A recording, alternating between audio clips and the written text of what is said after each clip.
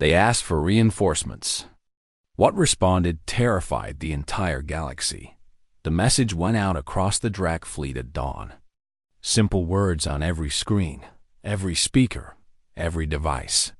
The Silent One is dead. Your war is over. Surrender now, or face the same fate.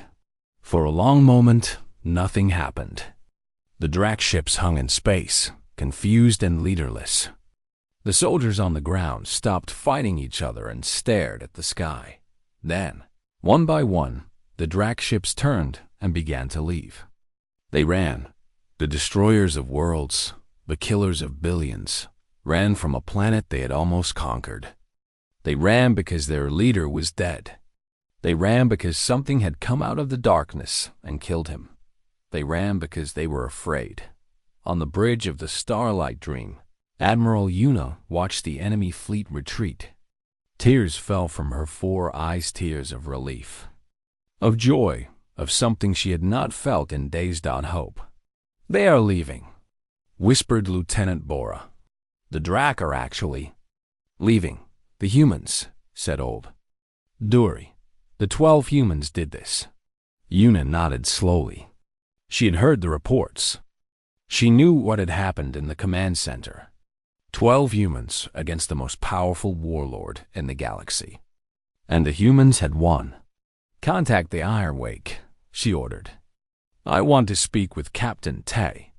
A few minutes later, Tay's face appeared on her screen.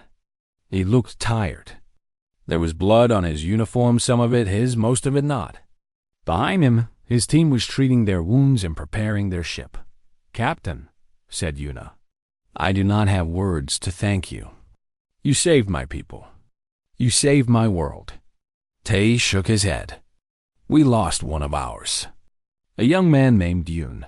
He had a family back on Earth, a mother who will never see him again. I am sorry." "Do not be sorry." He knew what he was doing. He chose to come. He chose to fight. That is what humans do. Una was quiet for a moment. Then she asked the question that had been burning in her mind. "Why? Why did you come? The Valari have never helped Earth. We have never even spoken to you before. Why would you risk your lives for strangers?" Tay thought about the question. When he spoke, his voice was soft. "Because you asked." "That is all?" "Because we asked." "Admiral, let me tell you something about humanity. We have spent most of our history fighting each other. Wars over land, over ideas, over things that seem stupid now. We have done terrible things to each other. We are not good at being peaceful." He paused. "But we are very good at one thing.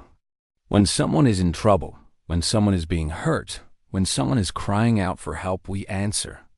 It does not matter who they are. It does not matter if we know them. It does not matter if they can pay us back. Something in our blood makes us run toward danger, not away from it. We cannot help it. It is who we are." Eunice stared at him. In 200 years of life, she had never met anyone like this human. "You are a strange species," she said. Tay smiled. It was a real smile this time, warm and tired. "We know." 3 days later, the Galactic Council called an emergency meeting. Representatives from every major species gathered in the great hall of the council station. They had all heard what happened on the Valari homeworld. They had all seen the footage of Drac ships fleeing terror. They all knew that something had changed in the galaxy. The human ambassador was invited to speak. Her name was Yeri. She was small and young, barely 30 years old, but she stood before the council with no fear. "The council has questions for Earth," said the head counselor, a tall being with 8 arms.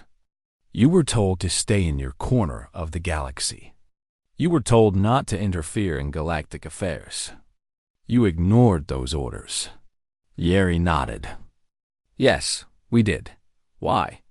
"Because innocent people were dying. And we could help." The counselor frowned. "You sent 12 soldiers against an empire. You could have failed. You could have started a war that destroyed your planet. We could have, but we did not fail, and we did not start a war. We ended one. Murmurs filled the hall. The council members were uncomfortable. They had spent centuries thinking of humans as dangerous animals to be avoided. Now those animals had done something that all their great fleets could not do. What does Earth want? Asked the counselor. Payment? Territory? Power? Yeri shook her head. We want nothing. We did not help the Valari for reward. We helped because it was right. She looked around the great hall, meeting the eyes of every species. But we do have a message for the galaxy. From this day forward, Earth stands with those who cannot stand for themselves. If you are weak, we will be your strength. If you are scared, we will be your courage. If you are dying, we will be your hope. Her voice grew harder. But if you attack the innocent, if you burn worlds and murder children, if you think that no one will stop you, she paused. We will come. We will find you. And we will end you. Not because we want war, but because we cannot stand by and watch evil win. That is not who we are. The hall was silent. No one moved. No one spoke. Earth protects its friends, Yeri said. Remember that. She turned and walked out of the hall. Behind her, the galaxy watched in shocked silence. On the Valari homeworld, rebuilding had already begun. The fires were out. The dead were being buried. Life was slowly returning to a planet that had almost died. Captain Tay stood on a hill overlooking the capital city. His team stood with him. They were going home soon. Back to Earth. Back to their families. Back to their lives. But they would never forget this place. They would never forget the people they had saved or the friend they had lost. Do you think they will call us again? Asked Hannah. The Valari? Or others? Yes, said Tay. There will always be darkness in the galaxy. There will always be those who hurt the weak. And as long as there is darkness, there will be a need for those who fight against it. And we will answer? Tay looked at the sky. Somewhere out there, beyond the stars, Earth was waiting. A small blue planet full of strange, violent, wonderful creatures who could not help running toward danger. We will always answer, he said. That is what humans do. A Valari child ran up to them. She was small, with bright silver scales and big, wondering eyes. In her hands, she held a flower, one of the first to bloom after the fires. She held it out to Tay. Thank you, she said in simple English. Thank you for saving us. Tay knelt down and took the flower gently. He looked at the child's innocent face, and for a moment, all the violence and blood and death faded away. This was why they fought. This was why they risked everything. Not for glory, not for power, but for children who deserved a chance to grow up in peace. You are welcome, he said softly. The child smiled and ran back to her family. Tay stood up and looked at his team. They were smiling two real smiles, warm and human. Let us go home, he said. The Iron Wake lifted off an hour later. It flew past the Valari fleet, past the debris of the Drac ships, past the stars that had witnessed humanity's first step onto the galactic stage, and across the galaxy, in council halls and throne rooms and dark corners where evil hid. Everyone remembered the same thing. Do not make humanity angry. Do not hurt those they protect. Do not wake the sleeping predator. Because when humanity woke up, it did not stop until the darkness was gone, and the darkness had never faced anything like humans before. They asked for reinforcements. What responded terrified the entire galaxy. The night was dark and full of fire. Above the burning planet, Drac ships circled like hungry birds. They did not know that their world was about to fall apart. At exactly midnight, June pressed a button on his device. Across the Drac army, communication systems came alive with false messages. Messages that said the Western clan was planning to kill the Silent One. Messages that said the Eastern clan had already betrayed them. Messages that accused commanders of treason and soldiers of murder. For a few minutes, nothing happened. The Drak commanders tried to figure out what was real and what was fake.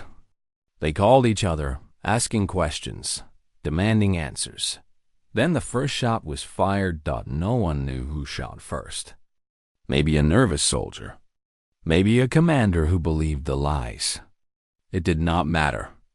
Once the shooting started, it did not stop. From their hidden position on a rooftop, Tay and his team watched the chaos unfold. "It is working," said Hannah. She was smiling, but it was not a nice smile. It was the smile of a hunter watching prey walk into a trap. Below them, Drak soldiers were fighting each other. Clans that had worked together for centuries were now shooting at each other in the streets. Officers screamed orders that no one followed.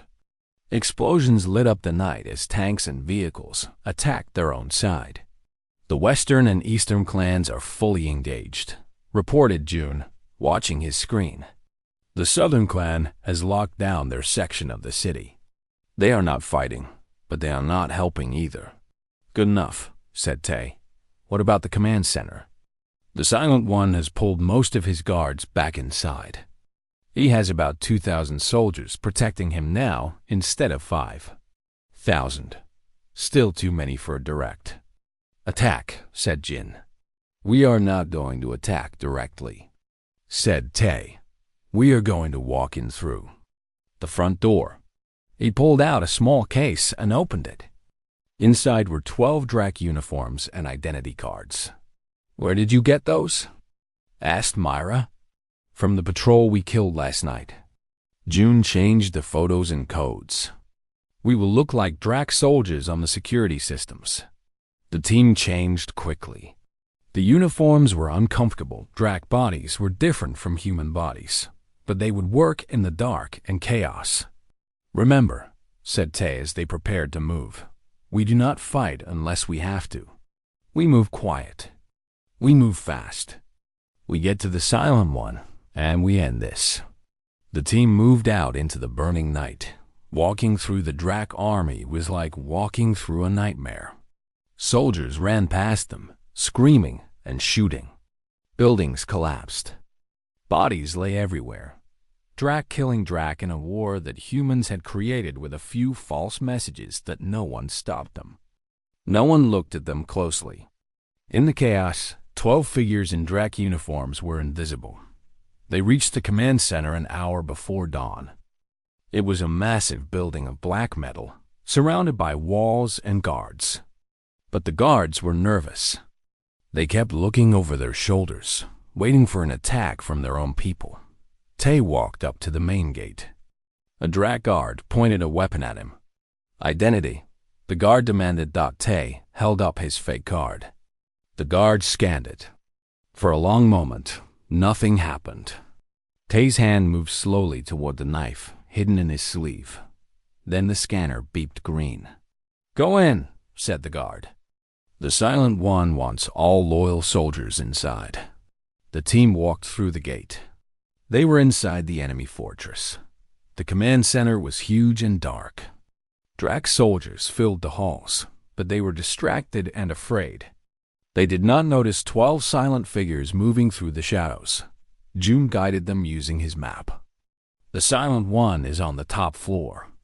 There is an elevator, but it is guarded. We need to take the stairs." The stairs were narrow and dark, perfect for humans. Bad for the Drak soldiers they met on the way up. Hannah killed the first one with a wire around his neck. Jin took the second with a quick stab to the throat. Mira, the gentle medic, broke the third one's neck with her bare hands. They moved like water, like smoke, like death itself. On the top floor, they found a long hallway leading to a set of heavy doors. 20 Drak guards stood in front of those doors. These were elite soldiers, bigger, stronger, better armed than the others. Tay held up his hand. "Stop. Too many for silence," whispered Hannah. "We need to fight." "Then we fight," said Tay, fast and hard. Give them no time to call for help. He looked at his team. They nodded. Tay took a deep breath. Then he stepped into the hallway. Hey, he shouted in the Drac language. The Western clan is attacking the south gate. The Silent One needs help. The guards looked at each other. Some of them started to move toward the stairs. And that was when the humans attacked. It was not a battle. It was a slaughter. The humans moved faster than the Drac could react. Knives and guns and bare hands, they used everything. Bodies fell. Blood sprayed. In less than a minute, 20 elite guards lay dead on the floor. Sue had taken a wound in the arm. They had a cut on his face, but they were all alive. All standing. Breach the door, said Tay. Jin placed explosives on the heavy doors. Everyone stepped back. The explosion shook the building. The doors flew open. And there, standing in the middle of a great dark room, was the Silent One. He was massive, 3 times the size of a normal Drac. His gray skin was covered with scars from 1,000 battles. His eyes were black and empty, like holes in the universe. In his hands, he held a weapon that glowed with deadly energy. Humans, he said. His voice was deep and cold. I have heard of your kind. You are the mad ones. The ones who fight against all reason. Tay stepped forward. You killed millions of innocent people on this planet. Did you think no one would come for you? The Silent One laughed. It was an ugly sound. I have killed billions across the galaxy. No one has ever stopped me. What makes you think 12 tiny creatures can do what entire civilizations could not? Tay smiled his cold smile. Because we are not like other civilizations. We do not fight to win. We fight to destroy. And we do not stop until our enemies are gone. The Silent One raised his weapon. Then die. He fired, but the humans were already moving. They scattered like shadows, too fast for the Silent One to track. Bullets and energy beams filled the air. The room became a storm of death. Hana flanked left. Jin flanked right. Tay went straight down the middle. The Silent One was strong and fast, but he was used to enemies who fought fair. Humans did not fight fair. They attacked from every direction. They used the darkness as a weapon. They made him turn and turn again, never knowing where the next attack would come from. He killed Yoon with a lucky shot. The young soldier fell without a sound, but the others did not stop. They did not mourn. They would mourn later. Now, they only fought. Hana got behind the Silent One. She jumped on his back and drove a knife into his neck. He screamed and threw her off, but the damage was done. Black blood poured from the wound. Tay saw his chance. He ran forward, sliding under the Silent One's weapon, and shoved his gun into the monster's mouth. This is for the Valari, he said. He pulled the trigger. The Silent One fell. The ruler of the Drac Empire, the destroyer of worlds, died in a dark room at the hands of 11 humans. Tay stood over the body, breathing hard. His team gathered around him. They were hurt and tired. They had lost one of their own. But they had won. June, said Tay. Send a message to the Drac fleet. Tell them their leader is dead. Tell them the war is over. June nodded and began typing. Outside, the sun was rising over the burning planet. But for the first time in days, there was hope in that fire. Hope that had come from Earth, carried by 12 humans who refused to let evil win. Commander Hannah looked at the body of the Silent One and smiled her cold smile. One down, she said. A whole galaxy to go. They asked for reinforcements. What responded terrified the entire galaxy. The Iron Wake landed in the ruins of a Valari city. Buildings lay broken all around. Fires burned in the distance. The air was thick with smoke and the smell of death. Somewhere nearby, Drac soldiers were hunting for survivors. Captain Tay stepped out of the ship first. He took a deep breath of the burning air and looked around with calm eyes. Behind him, his team followed one by one. There was Hana, his second in command. She was a woman with short black hair and scars on her face. She carried a rifle that looked too big for her small body. There was June, the team's tech expert. He was young, barely 25, but his eyes were old. He had seen too much death in his short life. There was Mira, the medic. She was quiet and gentle, but Tay knew she could kill as well as any soldier when she needed to. And there were others: Jin, Su, Hai, Day, Wan, Yuri, Kang, Yoon. 12 humans in total. 12 soldiers from a planet that most of the galaxy feared. A group of Volari survivors watched them from the shadows of a broken building. They were scared. Their silver scales were dull with dust and ash. Many of them were hurt. An old Volari male stepped forward. He was shaking, but he tried to stand tall. "You are the humans?" he asked. "You are the reinforcements?" Tay nodded. "We are." The old Volari looked at the 12 humans, then at the sky where Drac ships filled the horizon. His face fell. "Only 12, he whispered. "We are doomed. What is your name?" Tay asked. "I am called Seok. I was a teacher before the attack." Tay walked to Seok and put a hand on his shoulder. The Volari flinched humans were known to be violent, but Tay's touch was gentle. "Seok," he said, "I need you to trust me." "Can you do that?" "I do not understand. How can 12 beings stop an army?" Tay smiled. "Let me show you something." He turned to his team. "Jun, show them." The young tech expert pulled out a small device and pressed a button. A holographic map appeared in the air, showing the entire planet. Red dots covered most of its Drac forces. Blue dots showed the remaining Volari positions. There were very few blue dots left. "The Drac have 300,000 soldiers on the ground," said June. "They have 10,000 ships in orbit. Their main command center is here." He pointed to a large building near the capital city. "Their general is there. A Drac called the Silent One. He controls everything." "So we kill the general," said Hana simply. "Cut off the head, and the body dies." Seok shook his head. "Impossible. The command center is protected by 5,000 soldiers. There are shield generators, defense cannons, and an army between here and there. You would need a force of millions to break through." "No," said Tay. "We do not need millions. We need 12. He looked at his team. They looked back at him with eyes that showed no fear. Only focus. Only purpose. "Humans do not fight like other species," Tay explained to Seok. "When we are weak, we do not attack with strength. We attack with cleverness, with patience, with tricks that our enemies never expect." "What kind of tricks?" Tay's smile grew cold. "The kind that make monsters afraid to sleep." That night, the humans did not rest. They moved through the ruined city like ghosts. The Volari could not see them, even when they were standing right next to them.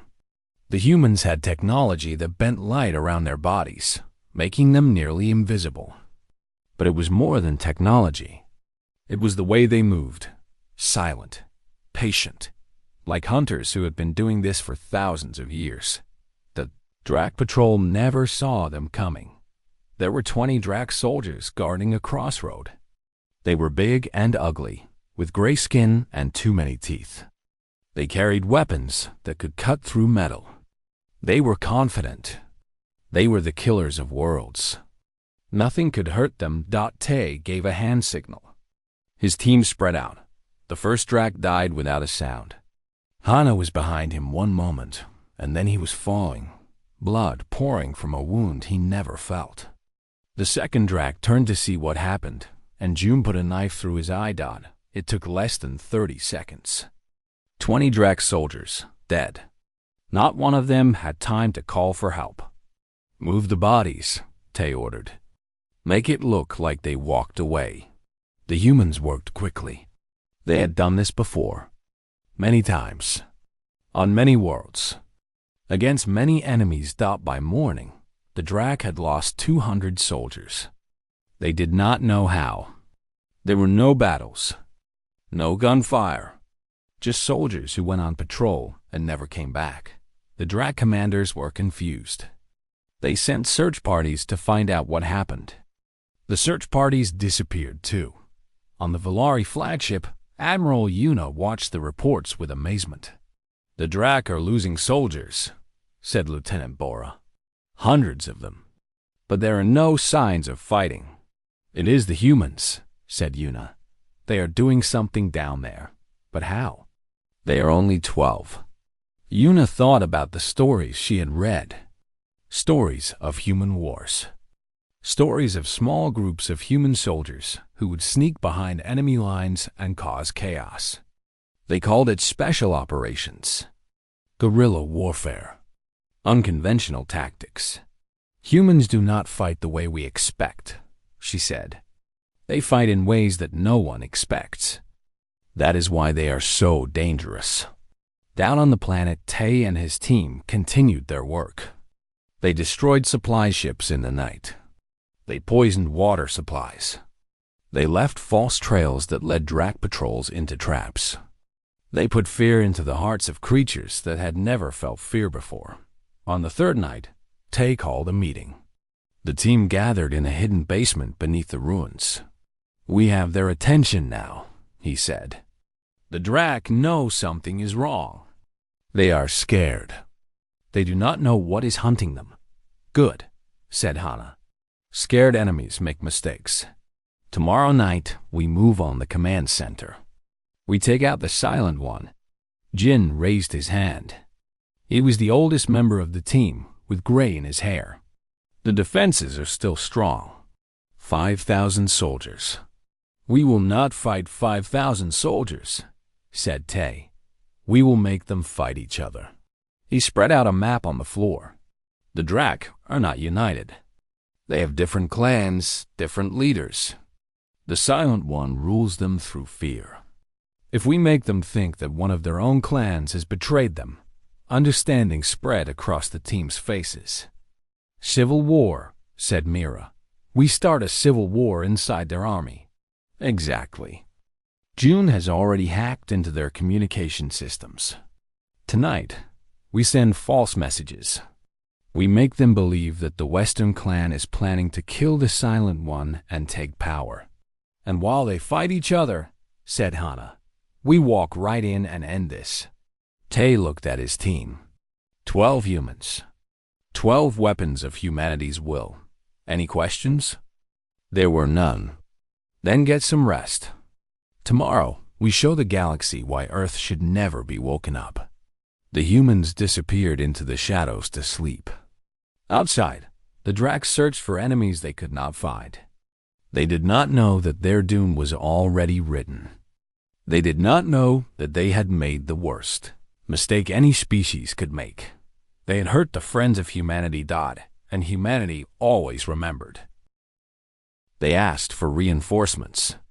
What responded terrified the entire galaxy. The word "acknowledged" echoed in Admiral Yuna's mind for hours. It was such a small word, such a simple word. But what did it mean? Were the humans coming? Were they sending a fleet? Or was it just an automatic response from some computer program? No one on the bridge knew. No one in the entire Valari fleet knew. They had never spoken to humans before. They did not understand how humans thought or what humans would do.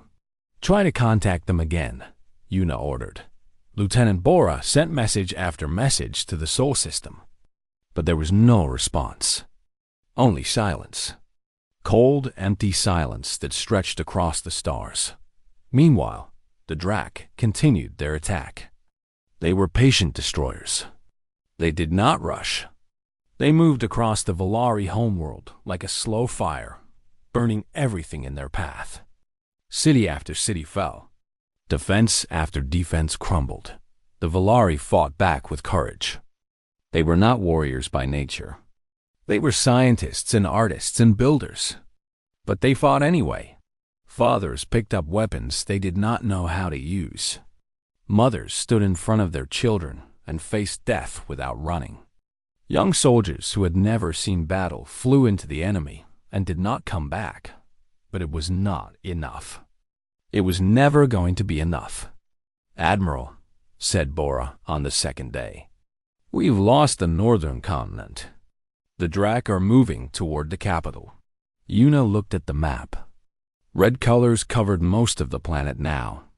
Red for death. Red for defeat. Only small patches of blue remained, the last places where people still lived. "How many have we evacuated?" she asked. 3 million. But the Drak are shooting down our transport ships. We cannot get more people off the planet. 3 million out of 10 billion. It was nothing. It was almost worse than nothing. "The Council has responded to our situation," said another officer, an old male named Duri. "They send their sympathy. They say they will remember the Volari with honor." Yuna laughed.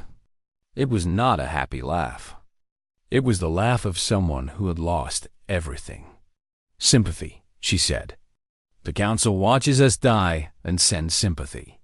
They have 10,000 fleets between them. They could stop this. But they are afraid. They would rather let us burn than risk their own ships." No one disagreed with her. They all knew it was true.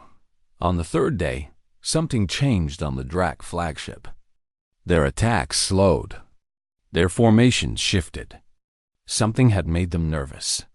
"Admiral," said Bora, her voice shaking, "long-range sensors are detecting something. At the edge of our system.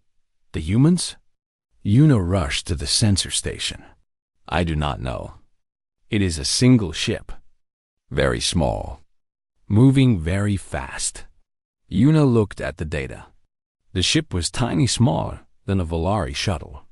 It was traveling at speeds that should have been impossible for such a small craft. And it was heading straight for the Volari homeworld. "One ship," said Duri. "They sent one ship. This is their answer to our cry for help?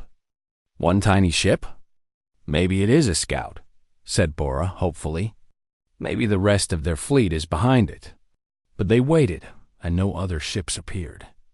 Just the one small vessel cutting through space like a knife. The Drak saw it too. They sent a squadron of 20 ships to intercept it. It should have been easy. 20 against 1. The human ship was small and alone. The Volari watched on their screens.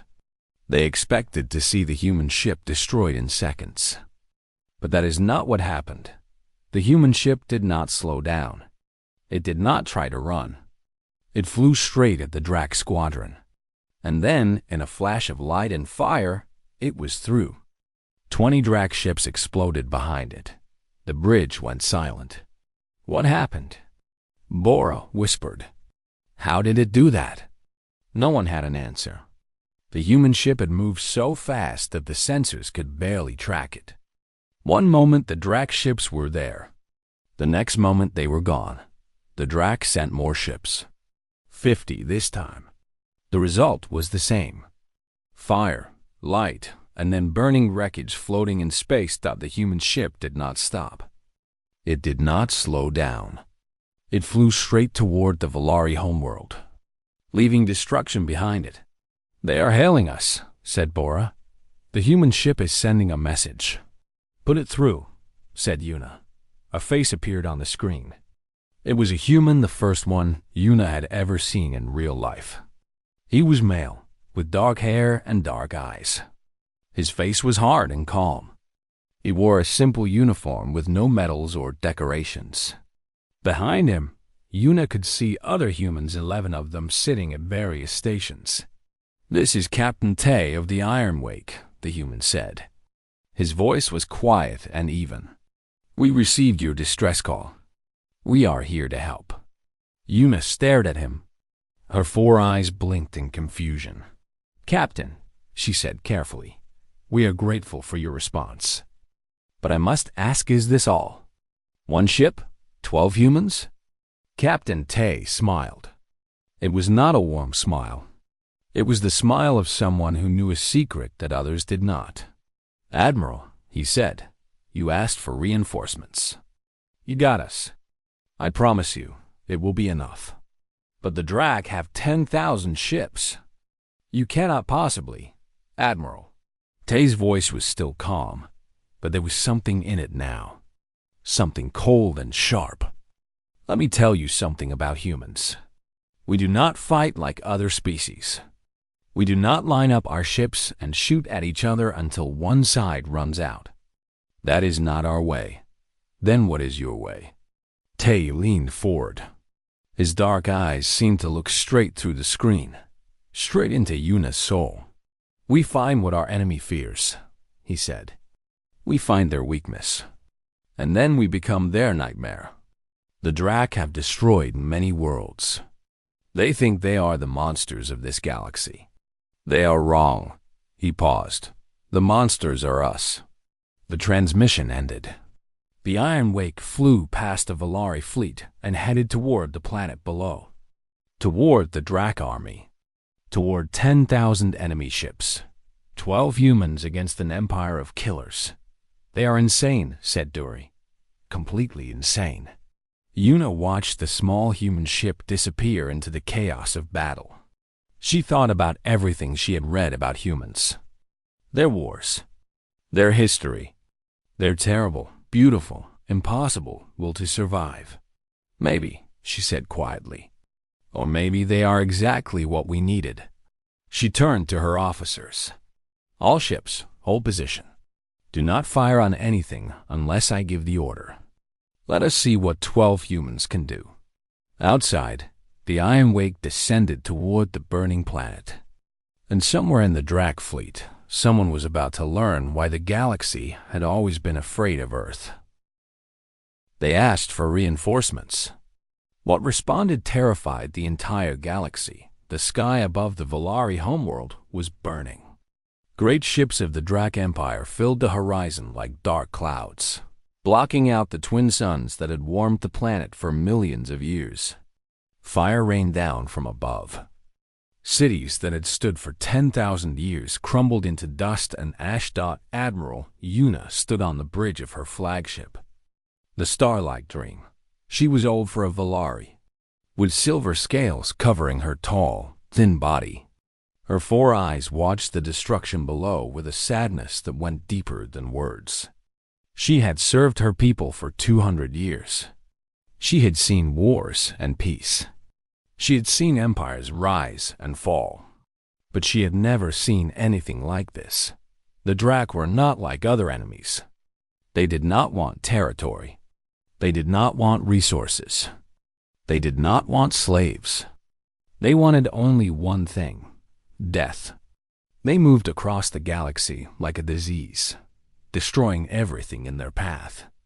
No one knew where they came from. No one knew why they killed. They simply appeared, and then worlds died. "Admiral," said Lieutenant Bora, a young officer with bright blue scales. "The Third Fleet is gone. The Drac have broken through the orbital defense grid." Yuna closed her eyes for a moment. The Third Fleet. 12,000 ships. Gone in less than an hour. "How many ships do we have left?" she asked. 47, Admiral. And most of them are damaged. 47 ships against the Drac armada of 10,000. It was not a battle. It was an execution. Yuna walked to the great window of the bridge and looked out at the stars. Somewhere out there, beyond the edge of known space, there was a small yellow sun. Around that sun orbited a small blue planet. The Volari had known about it for centuries. They had watched it from afar, studying the strange creatures that lived there. Humans, they called themselves. The Volari had always been afraid of humans. Not because humans had great technology. Their ships were slow and small. Their weapons were primitive. They had only recently learned to travel between stars. No, the Valari feared humans for a different reason. Humans were insane. They fought wars against each other constantly. They killed their own kind over things that made no sense to other species, ideas, beliefs, lines on maps. They survived in places that should have killed them. They ate poisons for pleasure. They kept deadly animals as pets. They threw themselves out of flying machines for fun. But most terrifying of all, humans never gave up. Never. They would fight until the last one was dead. They would crawl through fire and blood and pain, and they would keep fighting. Other species surrendered when defeat was certain. Humans did not understand surrender. The Galactic Council had decided long ago to leave humans alone. Do not contact them, they said. Do not trade with them. Do not anger them. Let them stay in their small corner of the galaxy. Let the sleeping monsters sleep. But Yuna was desperate now. Her people were dying. Her world was burning. She had no other choice. Lieutenant Bora, she said quietly, open a channel to the Sol system. Bora's scales turned pale. Admiral, that is forbidden. The Council is not here. The Council is not watching their children burn. Open the channel. Bora hesitated, then nodded. Her fingers moved across the control panel. A light turned green. Channel open, Admiral. But we do not know their language codes. We do not know if they will understand. Yuna stepped forward. She had studied humans in secret for many years. She had learned their languages, their history, their strange and terrible ways. She knew more about them than any other Valari alive. And she was terrified of what she was about to do. She took a deep breath and spoke in the human language called English. This is Admiral Yuna of the Valari Federation. Our world is under attack. We are dying. We have heard stories of your kind stories that make other species afraid. We do not ask you to save us because we deserve it. We do not ask because we can pay you. We ask because you are our last hope. Please, if there is any kindness in your hearts, any fire in your souls, please help us. We are sending our location. We do not know if you will come. We do not know if you will care. But we are asking anyway. This is our desperate call. She ended the transmission. The bridge was silent.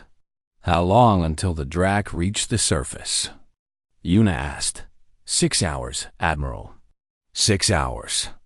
6 hours until the end of the Valari people. 6 hours until 10 billion lives were erased from the universe. The Sol system is far, said Bora quietly. Even if they wanted to help, they could not arrive in time. It would take them weeks.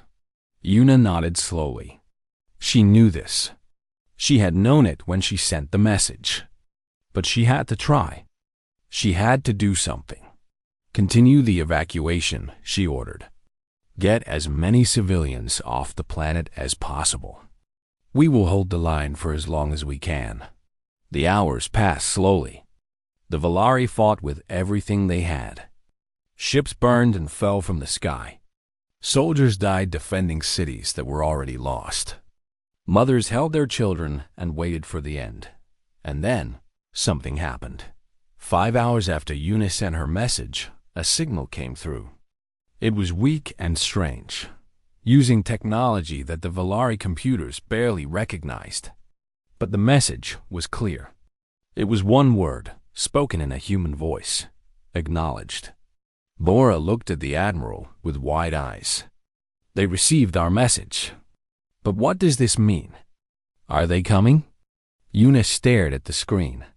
Her hearts were beating fast. She did not know if this was hope or fear. Perhaps it was both. I do not know, she said. But the humans have heard us. The galaxy may never be the same. Outside, the Drac ships continued their attack. They did not know that something was coming. They did not know that far across the stars, a sleeping predator had opened its eyes. They did not know that they had made a terrible mistake. They had given humanity a reason to wake up. And when humanity woke up, galaxies trembled.